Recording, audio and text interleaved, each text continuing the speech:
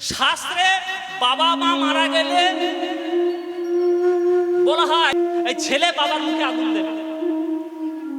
আচ্ছা বলুন তো এই নিয়মটা কি ঠিক? বলে কেন ব্রাহ্মণ বলে এ তো মুখাগ্নি লেখা আছে। আরে মুখাগ্নি লেখা নেই, অগ্নি মুখ। অগ্নি মুখ, মুখাগ্নি নয়, অগ্নি মুখ। মানে কি বাবাকে আগুনের মধ্যে ঠেলে দিতে হবে, মুখে আগুন দিয়ে ছুবড়ে দিলে হবে না। অগ্নি মুখ মানে আগুনের দিকে দাও। এইসব গুরুত্বপূর্ণ তথ্য আমরা জানি না, আর জানি না বলেই আমাদের জীবনের এত সর্বনাশ। বুঝিবে রসিকি জোড়া না বুঝিবে মূঢ়। এই হিন্দু ধর্মে কিছু কিছু কীর্তনিয়া হয়েছে, বলে বাবা মা মারা গেলে শ্রাদ্ধ করতে হবে না, পূজা করতে গেলে ব্রাহ্মণ ডাকতে হবে না, তোমাদের নিজেদের পুজো নিজেরা করো। আচ্ছা মা 365 দিন এক বছর, তা 365 দিন কি আপনি ব্রাহ্মণকে ডাকেন? 364 দিন তো আপনি নিজেই পূজা করেন। বছরে একদিন তো যেদিন আপনার মন্দির প্রতিষ্ঠা বা যেদিন মহোৎসব হয় সেই দিনকে আপনি ব্রাহ্মণকে ডাকেন, বছরে একবার। যেমন আমরা কি এখানে প্রত্যেক বছর মানে প্রতিদিন কীর্তন করতে আসবো? বছরে একবার এসেছি।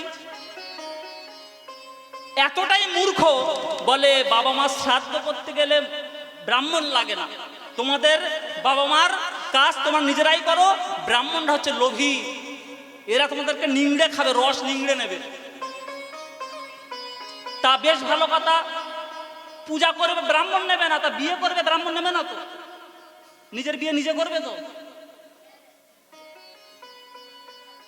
কেন তুমি ব্রাহ্মণ নেবে কেন? তোমার নিজের বিয়ে নিজে করো।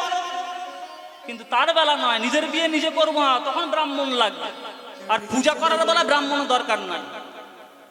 আবার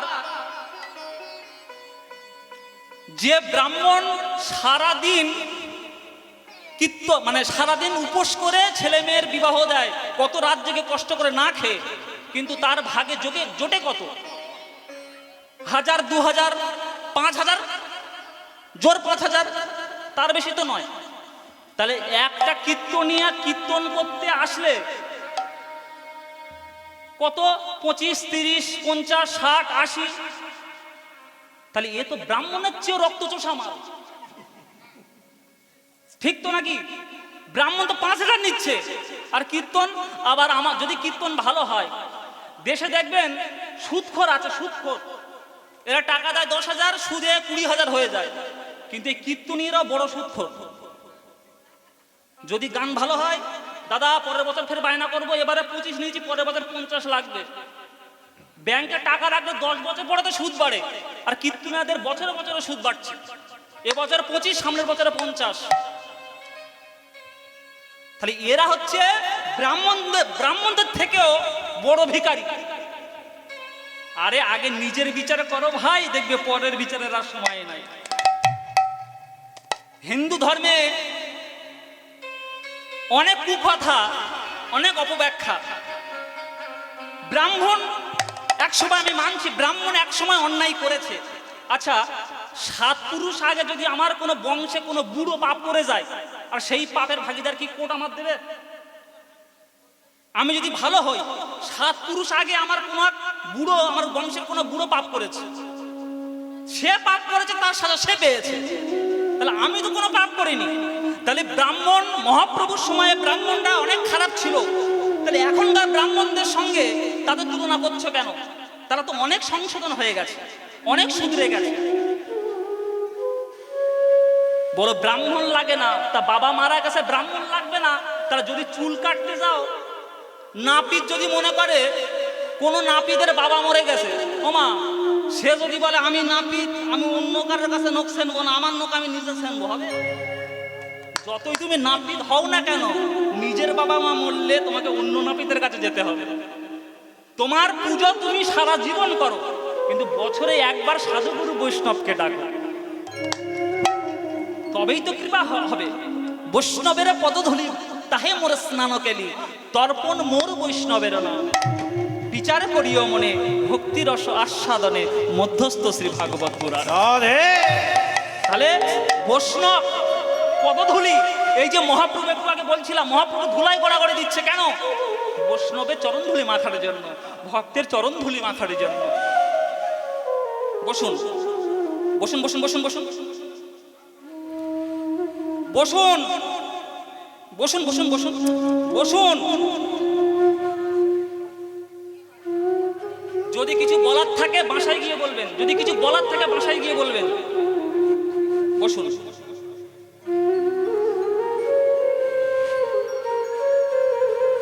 এই হিন্দু ধর্মরা, এই হিন্দু ধর্মকে বিধর্মীরাও সম্মান জানিয়েছে। কি বাবা, আপনার এই হিন্দু ধর্মকে, এই হিন্দু ধর্মে আমাদের মধ্যে কিছু কালপেট মাল আছে, এর দোষ কিন্তু অন্য ধর্মের নয়। আপনি কোনো মুসলমান পাড়া দিয়ে যান, ঝোলা নিয়ে, নামের ঝোলা নিয়ে জপ করতে করতে কোনো মুসলমান আপনাকে ঠাট্টা করবে না, কিন্তু এই হিন্দু ধর্মের কিছু কালপেট মাল আছে, এরা আপনাকে দেখে ঠাট্টা করবে। হরি বল। আগে এই জিনিসগুলোকে ঠিক করব। সবকিছু নিজে হাম্বড় হলে হবে না, নিজেই সব জানি। এ জগতে যে বলে আমি সব জানি, সে কিছু জানে না, আর যে মনে করে আমি কিছুই জানি না, সেই তো সব জানে। শুনুন, হাতির মাথায় যখন মতি জন্মায়, সেই হাতি আর দলে মেশে না। সাপের মাথায় যদি মণি জন্মায়, সেই সাপ বিষণ্ণ হয়ে যায়। এইদিকে লাইটটা দাও বাবা, ভক্তের মুখ দেখতে পাচ্ছি না, লাইটটা দাও। তাহলে হাতির মাথায় যখন মতি জন্মায়, সেই হাতি আর দলে মেশে না। যদি সাপের মাথায় মণি জন্মায়, সেই সাপ বিষণ্ণ হয়ে যায়। ঝিনুকের মধ্যে যদি মুক্ত জন্মায়, সেই ঝিনুক মুখটা বন্ধ করে গভীর সমুদ্রের তলায় ঢুকে পড়ে। ঠিক তেমনি কারোর মধ্যে যদি প্রকৃত ভক্তি জন্মায়, প্রেম জন্মায়, তার চাল চলন ভদ্র, শান্ত, নম্র ব্যবহার দেখলেই বোঝা যায় এই প্রকৃত পণ্ডিত, এই প্রকৃত জ্ঞানী। অহংকারে কিছু হয় না মা, অহংকার করলে সব ধ্বংস, অহংকার করলে সব শেষ। যারা হিন্দু ধর্মে জন্মগ্রহণ করে আর রাধা কৃষ্ণকে অপমান করে, যারা হিন্দু ধর্মকে অপমান করে, জানবেন এরা পূর্ব জন্মে কুকুর ছিল, কুকুর। কেমন? এক ঋষি জঙ্গলে বাস করত, সে একটা কুকুর পুষেছিল। সেই ঋষি পূজা করে, আর প্রত্যেক দিন ওই কুকুরটা তার পূজার সমস্ত ফলমূল নষ্ট করে দেয় বাবা। তার পূজার ফল ফুল সব নষ্ট করে দেয়, এটা করে দেয়। একদিন দেয়, দুদিন দেয়, 3 দিন দেয়। দিনের পর দিন দিতে দিতে ঋষি আর থাকতে পারলেন না, একদিন রেগে গেলেন। ওকে ওই জন্য বলে তুই পশু জাতি। শোন, আমি প্রতিদিন ভগবানের জন্য নৈবেদ্য তৈরি করি, আর তুই কিনা প্রতিদিন এটা করে নষ্ট করে দিস। তাই কি করলেন, নিজের কমণ্ডল থেকে একটু জল নিয়ে ছিটিয়ে দিয়ে বললেন, যা তুই আজ থেকে সুন্দরী রমণী হয়ে যা। একটা অপরূপা সুন্দরী রমণী, খুব দেখতে, মানে দুধে আলতা গায়ের রং। এবার ঠিক এমন সময় এক রাজার ছেলে ঘোড়াই করে জঙ্গলে এসেছে হরিণ শিকার করতে। ওই সুন্দরী মেয়েকে দেখেছে, পছন্দ হয়েছে, বিয়ে করে ঘরে নিয়ে গেছে। কিন্তু বাবা, যেদিন থেকে ঘরে নিয়ে গেছে, সেদিন থেকে রাজার ছেলে তারা চামড়ার জুতো পায় না। রাজার ছেলে তো চিন্তায় মাথা খারাপ, এত দামি দামি চামড়ার জুতো কে নষ্ট করে। একদিন ঘুমাননি, পরীক্ষা করার জন্য দেখলো তার স্ত্রী তার পাশ থেকে উঠে গিয়ে ওই জুতোটা নিয়ে দাঁত দিয়ে কামড়া কামড়ি করছে। সর্বনাশ, আমি কাকে বিবাহ করেছি, আমি কাকে বিবাহ করেছি। দরকার নেই, কিছু বলার দরকার নাই, যদি শালা আমারে কামড়ায় তাহলে একে কি করতে হবে, পরের দিন ওই ঋষির কাছে যাব। পরের দিন বউকে সঙ্গে নিয়ে ঋষির কাছে গেছে। হে ঋষি, আপনি যে মেয়েটির সঙ্গে আমার বিবাহ দিলেন, এর আসল পরিচয় কি? বলে কেন না, যেদিন থেকে আমি ওকে বিবাহ করে বাড়ি নিয়ে গেছি, সেদিন থেকে আমার জুতো পাচ্ছি না। ঋষি মানুষ তো মিথ্যা কথা বললেন না বাবা, এ কোনো সুন্দরী রমণী নয়, এ আমার আশ্রমের একটা কুকুর। তা আমার পূজার ফলমূল নষ্ট করে দিত, তাই আমি মন্ত্রপুত জল দিয়ে ওকে মানবিনী করেছি। কিন্তু মানবিনী করলে কি হবে, ও তো পূর্বের কুকুরের স্বভাব যায়নি। ঠিক তেমনি যারা হিন্দু ধর্ম জন্মগ্রহণ করে, যারা হিন্দু ধর্মকে অপমান করে, রাধাকৃষ্ণকে অপমান করে, সাধুগুরু বৈষ্ণবকে নিন্দা করে, ভক্তকে নিন্দা করে, জানতে হবে এরা শালা পূর্বজন্মে কুকুর ছিল। কারোর আশীর্বাদে মানুষ হয়েছে, কিন্তু পূর্বের কুকুরের ঘেউ ঘেউ করা স্বভাবটা তাদের যায় না। রাস্তা দিয়ে যখন একটা হাতি যায়, হাজার হাজার কুকুর ঘেউ ঘেউ করে। হাতি বলে, কিরে তোরা আমার দেখে ঘেউ ঘেউ করছিস কেন? বলে, তুমি এত বড় কেন? বলে, আমি বড় কেন তুই ভগবানের কাছে গিয়ে বল। বলে, তুমি ছোট হও, তাহলে আমাদের দলে তুমি ঢুকতে পারে। তখন হাতি বলছে, ওরে কুকুর, ভগবান যারে বড় করে তাকে হাজার চেষ্টা করলেও কি নামাতে পারে? তোরা ভগবানের কাছে গিয়ে বল। ভগবান যদি চায়, ভগবানের যদি ইচ্ছা হয়, আমি হয়তো, তোরা কুকুর, আমি হয়তো ভগবানের ইচ্ছা হলে তোদের থেকে আরো ছোট হয়ে যাব, কিন্তু ভগবানের যতদিন না ইচ্ছা হয় আমি আস্তে আস্তে উপরের দিকেই উঠবো। নিতাই গৌর হরি বল।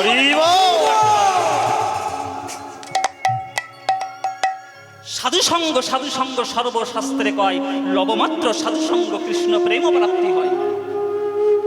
সাধুগুরু বৈষ্ণবকে অপমান, ভক্তকে অপমান, কৃষ্ণকে অপমান, এইসব হিন্দু ধর্মের কালপেট কীর্তনিয়া। বললুম না, আমি কি বললাম? যে আমরা কীর্তনীয়রা অন্যের জ্ঞান দিই, কিন্তু নিজের বিচারটা আমরা একবারও করি না। যদি এই বিবেকটা সবার মধ্যে থাকতো, তাহলে যদি এই দক্ষিণ 24 পরগনায় যদি 20 লক্ষ কীর্তনের আসর হতো বা হয়, যদি কীর্তনিয়ার বিবেক থাকতো, এই 20 লক্ষর জায়গায় 40 লক্ষ হয়ে যেত আসর। কেন? এরা তো বড় সুদখোর। এ বছর 20, কার পরের বছর 40। তাহলে ভক্তমণ্ডলী, ভক্তিমতী মায়েরা, ছোট করে বললাম, কীর্তন যে এত অমৃত, কীর্তন যে এর মধ্যে যে এত রস, যদি মন দিয়ে শোনেন, যদি একটা কথা আপনি হৃদয়ে গেঁথে রাখতে পারেন, আপনার জীবন ধন্য হবে। এই মানুষ তার কর্মগুণে সাধুগুরু বৈষ্ণব হয়, এই মানুষ তার কর্মগুণে মাতাল হয়, এই মানুষ তার কর্মগুণে চিটিংবাজ হয়, এই মানুষ কর্মগুণে দেবতাও হয়। রাধে। কি ভাবেন? ভালো কর্ম করো, তবে তো ভালো জায়গা পাবে। আজকে যারা মহান ব্যক্তি হয়েছে, তারা এমনি এমনি নয়, তারা ভালো কর্ম করে রেখেছে।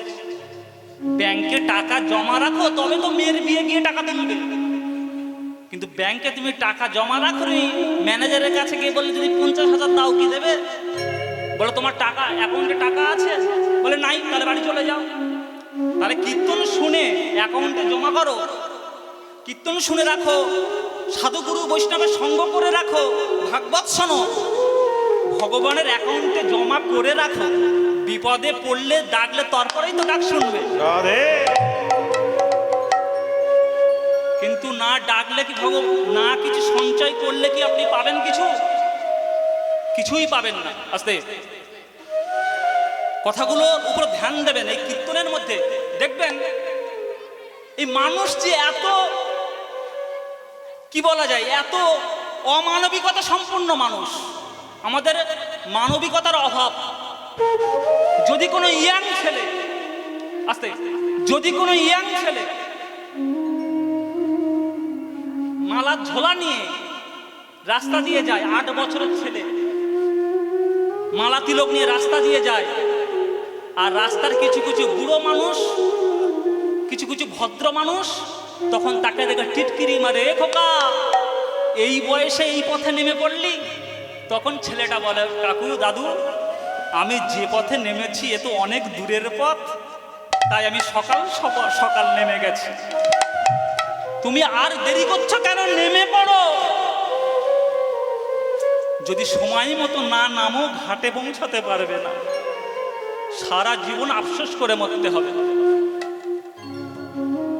যদি কোনো ইয়াং ছেলে মালা তিলক করে, তার সঙ্গে কুকুরের মতন মানুষ লেগে যায়। যদি কোনো ইয়াং মেয়ে গোপাল সেবা করে, আমাদের আপনাদের এলাকায় আছে কিনা বলবো না, আমাদের এলাকায় খুব আছে। ওই কলকাতা তো সবাই টিটকিরি মারে, ওই দেখ গোপালের মা হয়েছে। যদি কোনো ইয়াং মেয়ে গোপাল সেবা করে তাকে টিটকিরি মারে, কিন্তু এই সরস্বতী পূজায় যদি কোনো ইয়াং ছেলে একটা মদের বোতল নিয়ে রাস্তা দিয়ে হাঁটে, তাকে আর টিটকিরি মারে না, তখন 10 জন ইয়াং ছেলে তার পিছনে লেগে যায়, কিরে যাবো একটু হবে তো। তখন কিন্তু বলছে না, টিটকিরি মারছে না, কিরে যাবো তো হবে একটু, তাহলে বিষ খাবে বলে। তাহলে কর্ম করুন। মহাপ্রভু বলছে বেলা নাই দাদা, সকাল সকাল বাড়ি চলো। মানে কি? যদি ভজন করতে হয় সকাল সকাল ভজন করো। কার যে কখন ডাক আসবে কথা কেউ বলতে পারে না। সারা জীবন কীর্তন শুনুন, সারা জীবন হরিনাম করুন, কিন্তু মৃত্যুকালে যদি কৃষ্ণ নামটা না বলতে পারেন, আপনার উদ্ধারের কোনো রাস্তা হবে। তাহলে ভক্তমণ্ডলী, ভক্তিমতী মায়েরা, যৌবন কাল ছাড়া হরিভজন হয় না। তার প্রমাণটা কি? এক বৃদ্ধ বুড়িমা, 80 বছরের বুড়িমা, আসতে এক বৃদ্ধ 80 বছরের বুড়ি মেয়ের বাড়ি যাবে, জীবনে কোনোদিন বাসে ওঠে, এই এক ফার্স্ট প্রথমবার বাসে উঠেছে। উঠে দেখছে 80 বছরের বৃদ্ধা, তো গিয়ে দেখছে সমস্ত বাসে একটা করে মানুষ বসে আছে, সিট সব রিজার্ভ। ঠিক এই সময়, এই মুহূর্তে ওই গাড়ির যে চালক, ড্রাইভার নেমে চা খেতে গেছে।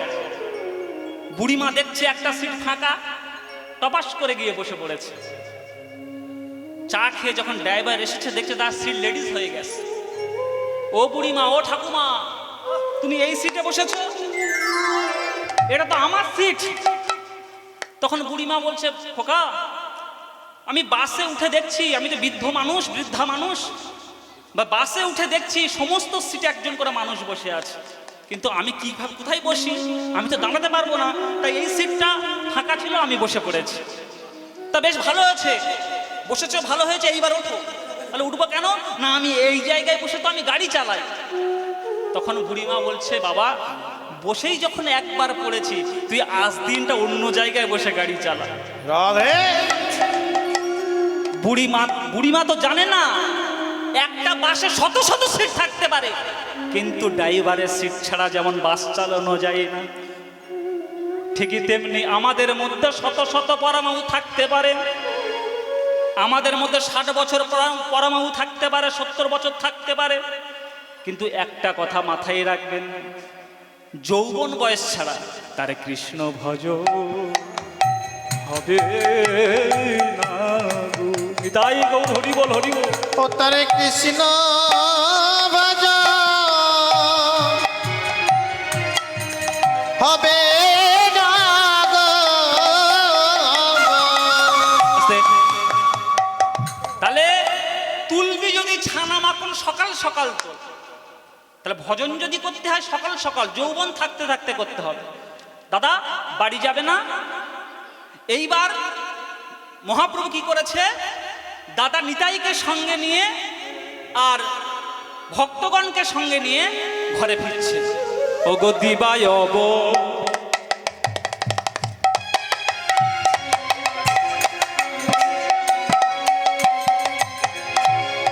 ওগো দিবায়ব, অবসান হেরি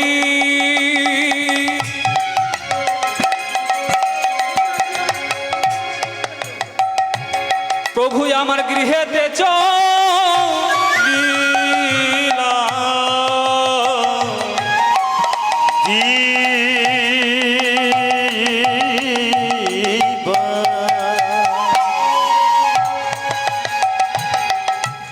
দিবায়ব শান হেরে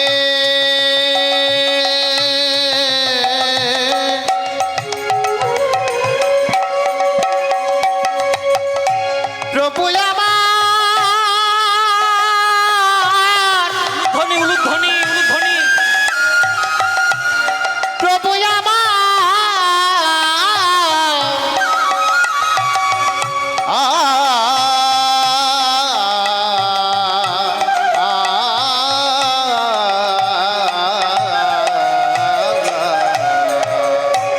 দিবায়ব শান হেরে গৃহে নিতে চলিল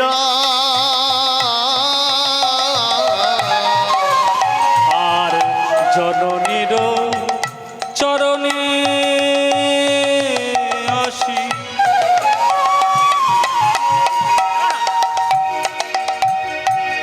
প্রভু প্রণাম করিলা বডিরে জননী চরণে যাসি প্রণাম করিল বলে আমায় আশীর্বাদ করো গো মা। বলি আশীর্বাদ কর গো মা। আমায় আশীর্বাদ করো গো মা। বলি আশীর্বাদে আমার কর গো মা। ওই সারা দিনের পরে ঘরে এলো আমায় আশীর্বাদ কর গো মা। আমি ওই সারা দিন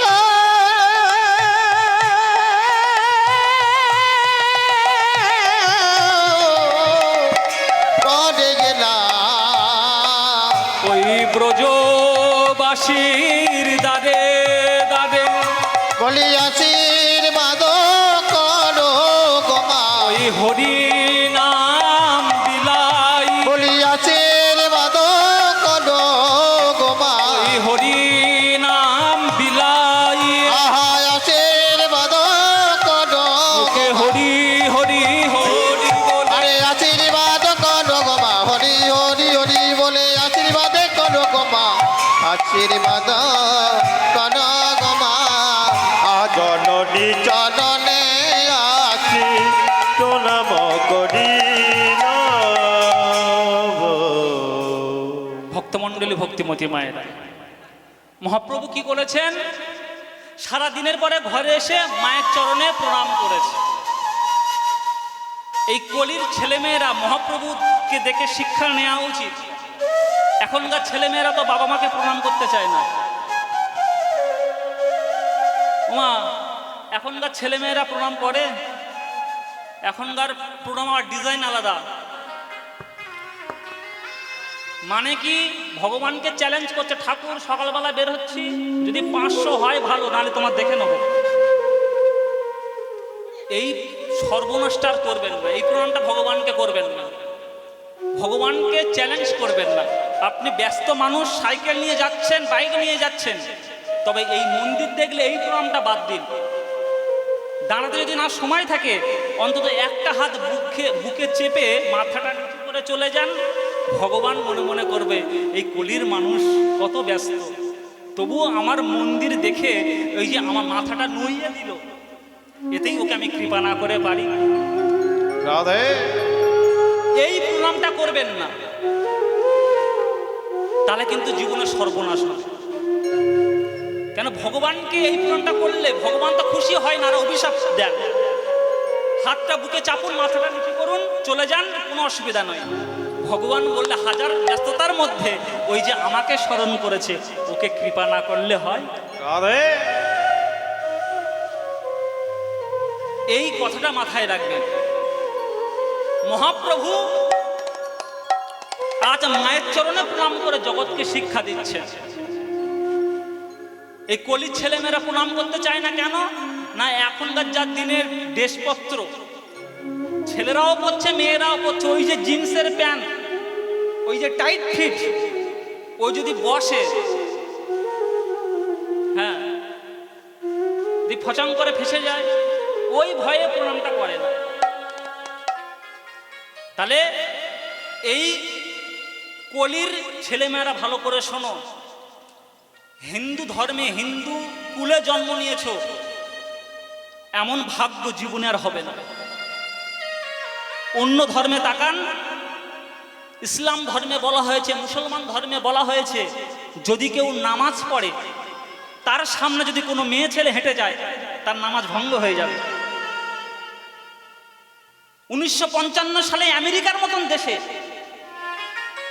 কত শিক্ষিত মানুষ, কত টাকার মানুষ, তারা 1955 সালে ওই সময়ে মেয়েদেরকে ভোট দিতে দেওয়া হতো না, এমনকি তারা যে ব্যাংকের অ্যাকাউন্ট করবে সেই অ্যাকাউন্টের অধিকার তাদের ছিল না।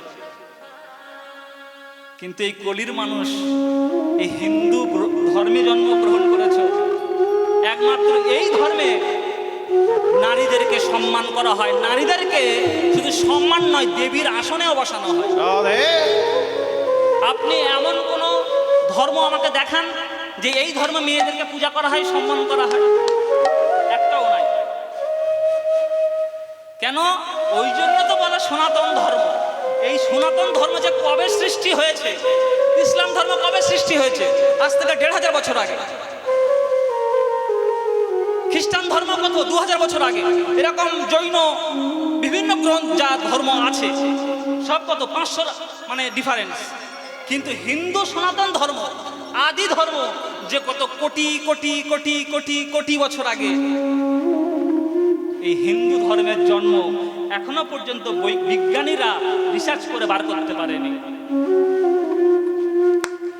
তোমাদের ভাগ্য ভালো, কিন্তু এই কলির মানুষ সন্ধ্যা বেলা হলে সিরিয়াল নিয়ে ব্যস্ত থাকে, মানুষ কীর্তন শুনছে না। আস্তে বসো বাবা। সন্ধ্যা হলে সিরিয়াল নিয়ে ব্যস্ত, সন্ধ্যা দেওয়ার টাইম নেই। এই খুকি সন্ধ্যাটা দে, কি হচ্ছে? জগদ্ধাত্রী হচ্ছে। এইবার দেখ জগদ্ধাত্রীর কি অবস্থা হয় দেখ। যেই দেখতে যাবেন এইবার দেখ জগদ্ধাত্রীর কি অবস্থা হয়। যেই দেখতে যাবেন এমন সময় গেছে কারেন্ট চলে, তখন কপালে বাড়ি মারতে যখন ঠাকুর কারেন্ট যাওয়ার আর সময় পেল। রাধে তাহলে আমি এত মূর্খ, ভগবানকে সন্ধ্যা দেওয়ার টাইম পাননি। আস্তে বসো বাবা। কারেন্ট চলে গেছে বলে, সিরিয়াল দেখা হয়নি বলে আপনি কপালে বাড়ি মেরে ঠাকুরের নাম করছেন।